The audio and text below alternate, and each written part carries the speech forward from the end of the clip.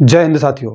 आज का हमारा डिस्कशन होने वाला है अव्ययी भाव समास पर। ठीक है, और अव्ययी भाव समास आपके जो है समास के अंतर्गत ही आता है, मतलब समास का एक हिस्सा है। ठीक है, कहने का मतलब है कि जो समास है उसके मुख्य 4 भेद होते हैं और कुल 6 भेद होते हैं। पूर्ववर्ती वीडियो में मैंने बताया है और विस्तार से डिस्कशन भी उस पर हमने किया है। तो सबसे पहले बात करेंगे अव्ययी भाव समास होता क्या है। जैसा कि नाम ही देख रहे हो, अव्ययी भाव समास में आपको अव्यय नजर आ रहा है, मतलब जिस समास में पूर्व पद अव्यय होता है। पूर्व पद क्या हो? अव्यय हो, और प्लस अव्यय की ही प्रधानता हो। ठीक है, मतलब अव्यय की प्रधानता भी हो।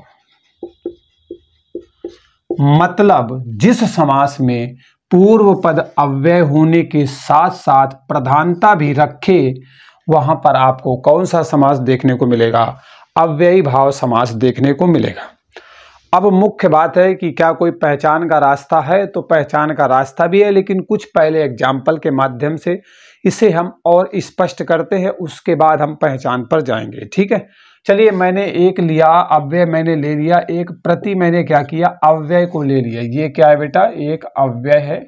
इसको आप व्यय नहीं कर सकते, खर्च नहीं कर सकते। अव्यय का मतलब होता है, व्यय का मतलब होता है खर्च करना, जिसे आप व्यय नहीं कर सकते। ठीक है, उसे अव्यय बोला जाता है। ओके बच्चों, अब मैंने यहाँ पर क्या किया है, मैंने जो है एक अव्यय प्रति लिया है।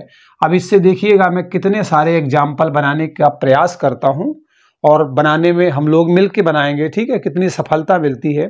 एक तो इससे बन जाएगा प्रतिदिन। क्या बन जाएगा बेटा? एक तो आपका समास बन जाएगा प्रतिदिन। तो प्रति क्या है बेटा? यहाँ पर अव्यय है, इसलिए यहाँ पर आपके प्रतिदिन में कौन सा समास होगा? अव्ययी भाव समास होगा। ठीक है, अभी थोड़ा डिस्कशन हम और करेंगे, अभी तो सिर्फ मैं बता रहा हूं। प्रत्येक, ठीक है, प्रत्येक को तोड़ोगे तो प्रतिधन एक में टूटेगा। किस में टूटेगा? प्रतिधन एक में। तो प्रति यहां पर भी लगा हुआ है अव्यय, इसलिए आपका प्रत्येक में भी जो है क्या मिलेगा? अव्ययी भाव समास मिलेगा। एक हम ले लेते हैं प्रत्यक्ष, है ना, इसको तोड़ोगे तो प्रतिधन अक्ष टूटेगा। यहां पर भी आपका प्रति अव्यय लगा हुआ है, इसलिए यहां पर भी आपको अव्ययी भाव समास देखने को मिलेगा। तो इस तरीके से प्रति को मैंने रखा, जो कि एक आपका अव्यय था, और उसमें मैंने क्या किया? कुछ शब्दों को जोड़ा, क्योंकि आप जानते हो समास जो होता है 2 या 2 से अधिक पदों का योग होता है, और उसके बाद एक समास का जन्म हो जाता है। तो प्रति आपका दिया गया है और एक दिया गया है, दोनों को जब मैंने मिलाया तो एक प्रत्येक बना, और प्रत्येक में प्रति एक अव्यय है, इसलिए मैं तोड़ के समझा रहा हूं। लेकिन यहां पर संधि मत समझिएगा, मैं सिर्फ समझने के लिए ऐसे तोड़ रहा हूं, लेकिन ये ऐसे टूटते नहीं है। ठीक है, चलिए, बाकी तोड़ना कैसे होता है समास के वीडियो में मैंने ऑलरेडी आपको बताया, इसलिए यहाँ पर अनावश्यक समय हम बर्बाद करेंगे नहीं। ओके, दूसरा मान लीजिए मैंने ले लिया एक अव्यय ले लिया, मान लो यथा ले लेता हूं मैं। ठीक है, कौन सा ले लेता हूं? यथा। एक मैंने अव्यय ले लिया यथा। अब यथा के हिसाब से हम बनाएंगे। ठीक है, तो एक तो मैंने बना लिया कि यथा रुचि। ठीक है, क्या बना लिया? यथा रुचि बना लिया मैंने। यथा क्या है बेटा? अव्यय है, इसलिए यथा रुचि में भी आपको अव्ययी भाव समास देखने को मिलेगा। मान लीजिए मैं यथा के साथ में कर्म को जोड़ दूं तो यथा कर्म हो जाएगा। तो यहाँ पर यथा क्या है? आपका अव्यय है, इसलिए यहाँ पर भी आपको अव्ययी भाव समास देखने को मिलेगा। मान लीजिए यथा के साथ में क्या करूं? शक्ति को जोड़ दूं तो यथा शक्ति बन जाएगा, और यहाँ पर यथा क्या है? एक अव्यय है, इसलिए यहाँ पर भी आपको अव्ययी समास देखने को मिलेगा।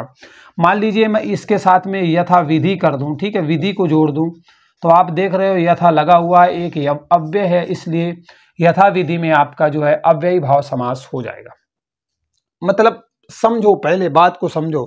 अगर मैं इसी के साथ और यथा में क्या जोड़ दूं? सोचो सोचो सोचो, और कुछ है जो जोड़ सकते हो आप? शीघ्र जोड़ सकते हो ना। हाँ, तो एक और जोड़ लिया मैंने, यथा धन शीघ्र में यथा शीघ्र बन जाएगा। यथा क्या है? आपका अव्यय है, इसलिए यहां पर भी अव्ययी भाव समास हो जाएगा। देखो, उदाहरण के माध्यम से हम समझ रहे हैं। अब हम इसकी पहचान पर फोकस कर लेते हैं। तो इसकी पहचान क्या होगी, आप किस तरीके से पहचानोगे?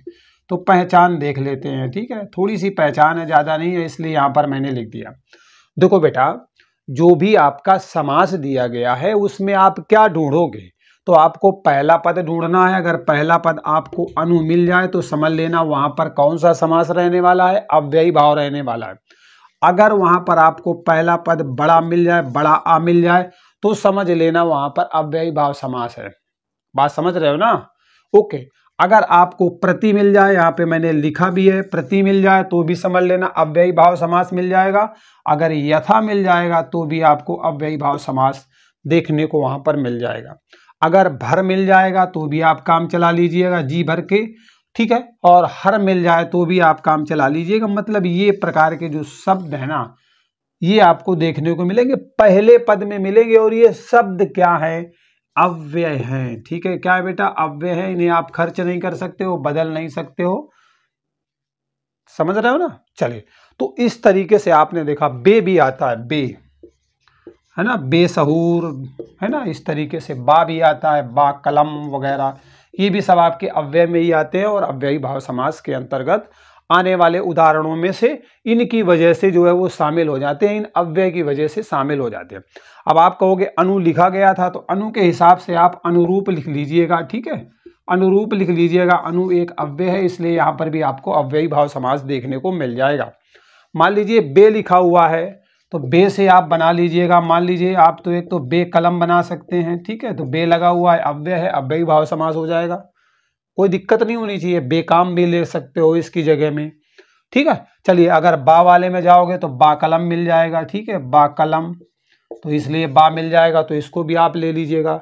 अगर इसमें दिक्कत लग रही है कि बे कलम है, तो बेटा बेलाग बना लीजिएगा। ठीक है, कुछ भी कर लीजिएगा, बेकाम कर लीजिएगा, कुछ भी कर लीजिएगा। मतलब तो बस अव्यय समझना है, मेन फोकस यहाँ पर यही है, और उसी के अनुसार आपको क्या करना है, आंसर करना है। तो अब तो मैं ये समझ चुका हूं कि आपके दिमाग में जो अव्ययी भाव समास है ना, वो जा चुका है। बेशर्म भी ले सकते हो यार, यहाँ पर बेशर्म, बेकलम है ना, तो बेशर्म लिख लो, है ना, बेशर्म, बे लगा हुआ है, अव्यय है, इसलिए अव्ययी भाव समास हो जाएगा। जैसे कि आपसे उपकूल पूछ लिया जाता है, क्या पूछा जाता है? उपकूल, तो उप यहाँ पर क्या है? अव्यय है, इसलिए यहाँ पर भी बेटा क्या होगा? अव्ययी भाव समास हो जाएगा। बारंबार बहुत पूछा जाता है, बारंबार। ठीक है, बारंबार, बारंबार का मतलब होता है बार बार। ठीक है, बार बार उसी प्रक्रिया को दोहराना बारंबार होता है। तो यहाँ पर भी आपको कौन सा समास मिलेगा? अव्ययी भाव समास देखने को मिलेगा। तो इस तरीके से बहुत सारे उदाहरण के माध्यम से इसे मैंने आपको समझाने का प्रयास किया है। ठीक है, हाँ, जो आ वाला लिखा है इससे आप आजन्म लिख लीजिएगा। क्या लिख लीजिएगा? आजन्म। तो आ यहाँ पर क्या है? अव्यय है, इसलिए अव्ययी भाव समास हो जाएगा।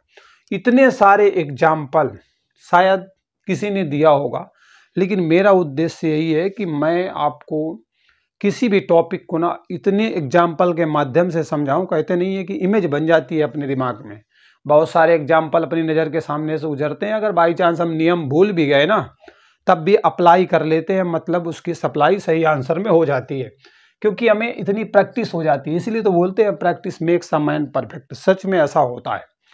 तो वीडियो कैसा लगा और साथ ही साथ बंदे की मेहनत कमेंट करके जरूर बताइएगा। मिलते हैं एक अगले वीडियो में नए अपडेट के साथ। तब तक बाय बाय, टेक केयर, जय हिंद।